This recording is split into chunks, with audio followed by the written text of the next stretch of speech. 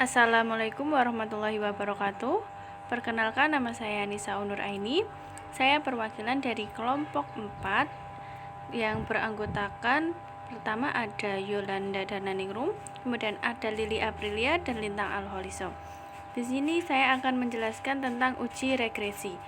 Uji regresi merupakan suatu kajian dari hubungan antara satu variabel, yaitu variabel yang diterangkan, the explained variable, dengan satu atau lebih variabel, yaitu variabel yang menerangkan, the explanatory.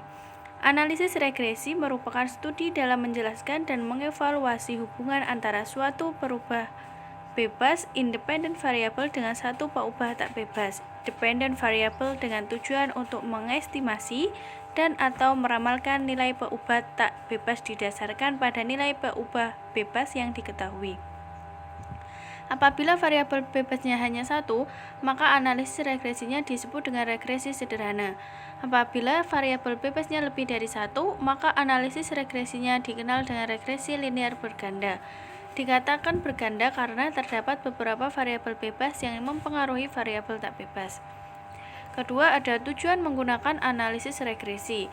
Yang pertama, membuat estimasi rata-rata dan nilai variabel tergantung dengan didasarkan pada nilai variabel bebas. Kedua, menguji hipotesis karakteristik dependensi. Yang ketiga, untuk meramalkan nilai rata-rata variabel bebas dengan didasarkan pada nilai variabel bebas di luar jangkauan sampel. Ketiga, ada prasyarat penggunaan analisis. Dalam statistik, analisis regresi umumnya dipakai untuk menguji hubungan antara variabel bebas terhadap suatu variabel terikat. Ratnawati 2017. Korelasi dan regresi keduanya memiliki hubungan yang sangat erat. Setiap regresi pasti terdapat korelasinya, namun setiap korelasi belum tentu dilanjutkan dengan regresi.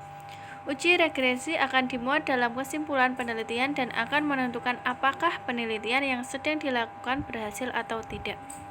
Analisis perhitungan pada uji regresi menyangkut beberapa perhitungan statistika seperti uji signifikasi, yaitu uji T dan uji F, ANOVA, dan penentuan hipotesis.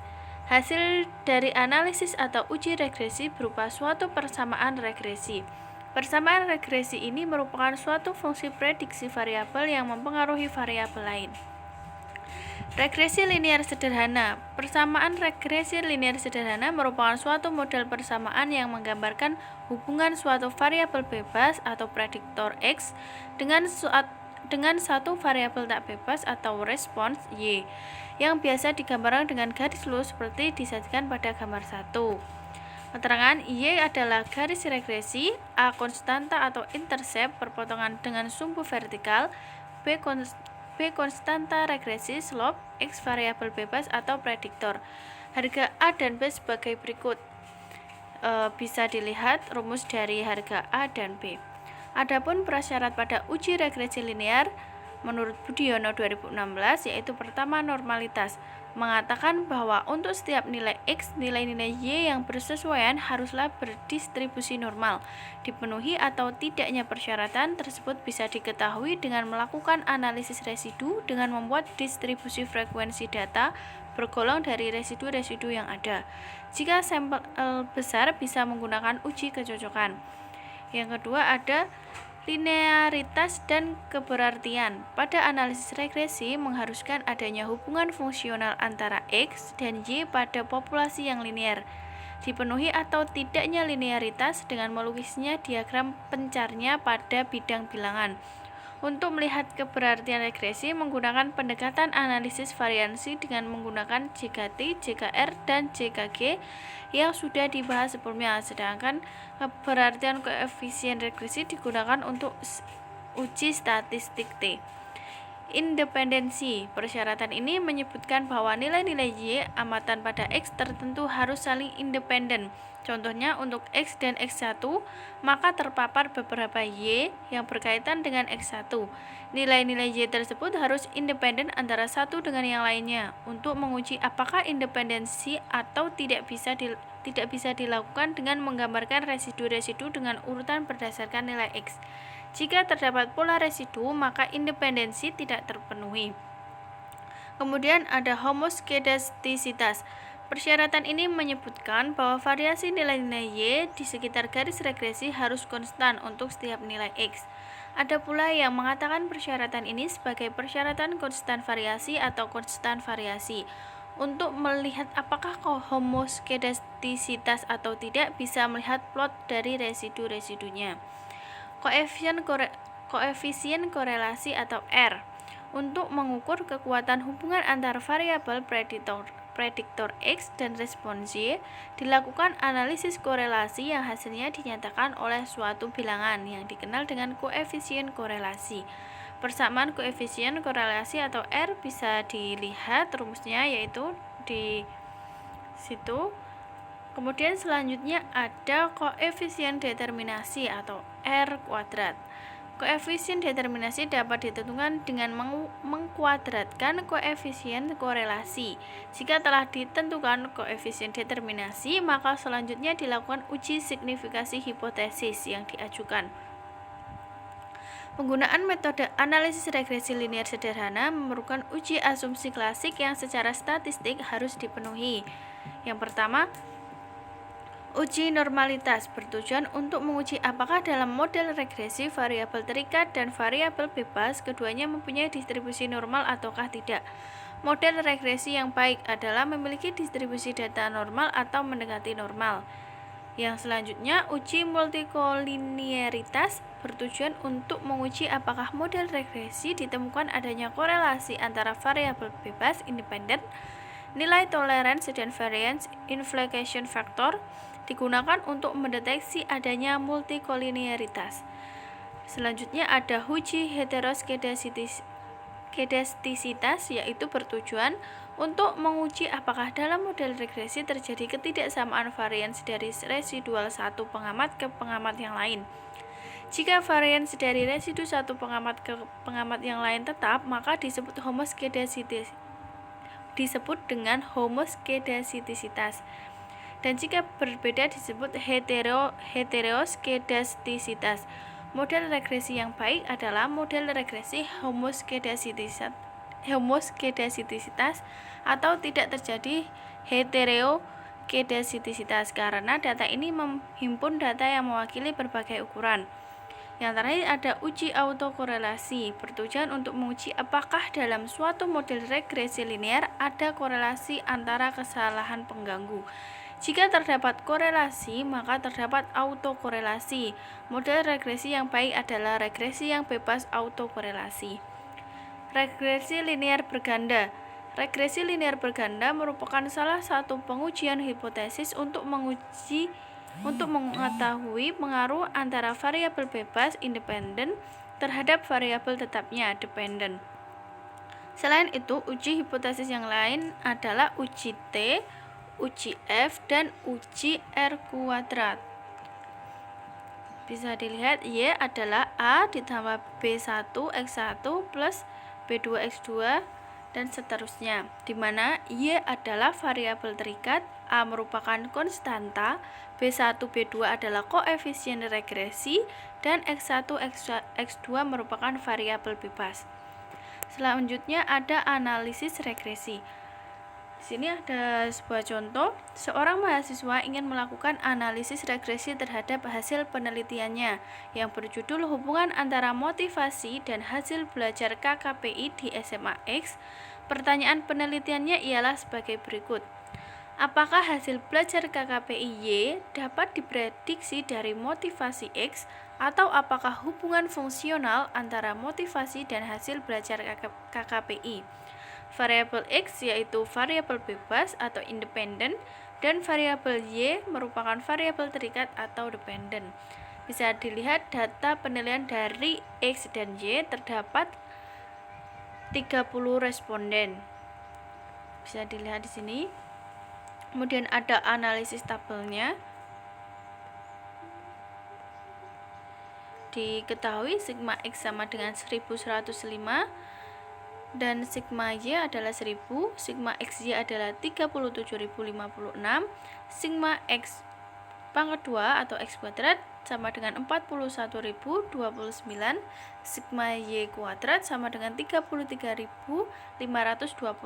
Menghitung persamaan regresi yaitu A 1000 dikali 41.029 dikurangi 1105 atau sigma X dikali sigma XY yaitu 37.056 dibagi dengan jumlahnya responden sebesar 30, kemudian dikali sigma X pangkat 2 atau sigma X kuadrat yaitu 41.029 dikurangi dengan sigma X kuadrat yaitu 1105 kuadrat. Diperoleh hasil yaitu A 8,34129. Kemudian yang B sama diperoleh hasilnya 0,678517.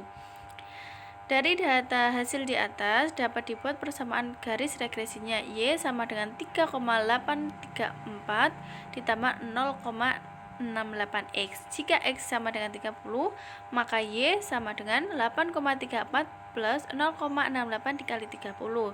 Hasilnya 28,70.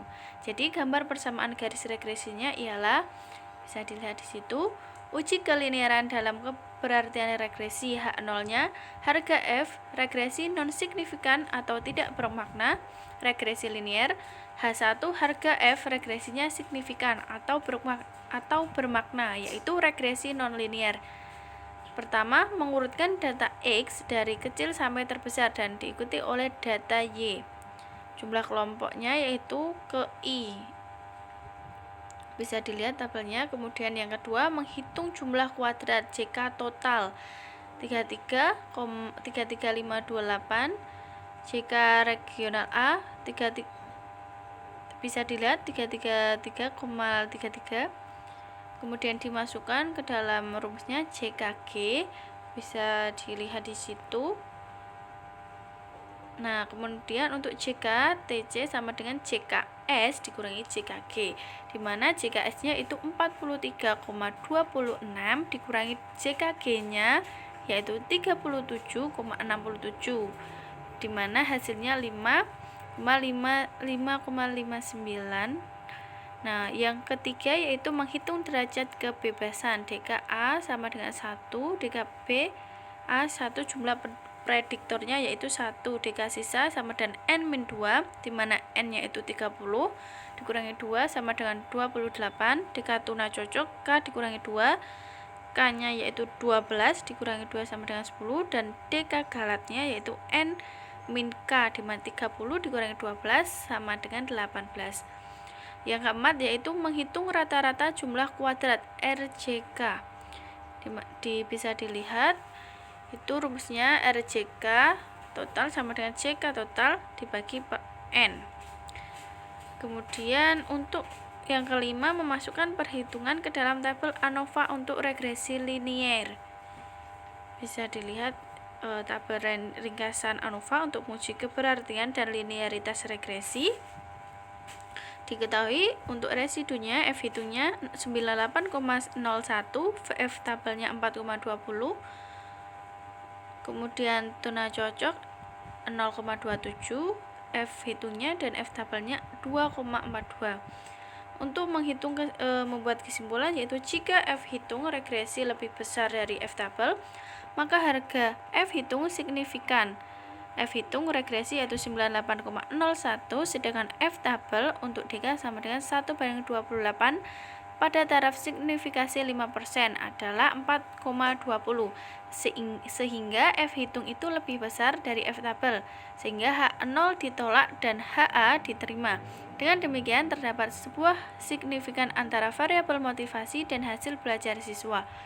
Jika dihitung tuna cocok lebih kecil dari harga F tabel, yang berarti H0 diterima dan HA ditolak. F hitung tuna cocok sama dengan 0,27, sedangkan harga F tabel untuk taraf signifikansi 5% adalah 2,42. Sehingga F tuna cocok lebih kecil dari F tabel, berarti H0 diterima dan harga F tuna cocok adalah non-signifikan. Dengan demikian, hubungan antara variabel motivasi dan hasil belajar KKPI adalah linier. Yang ketujuh yaitu menghitung kadar hubungan X dan Y atau sumbangan X terhadap Y. Bisa dilihat untuk menghitung kadar hubungannya.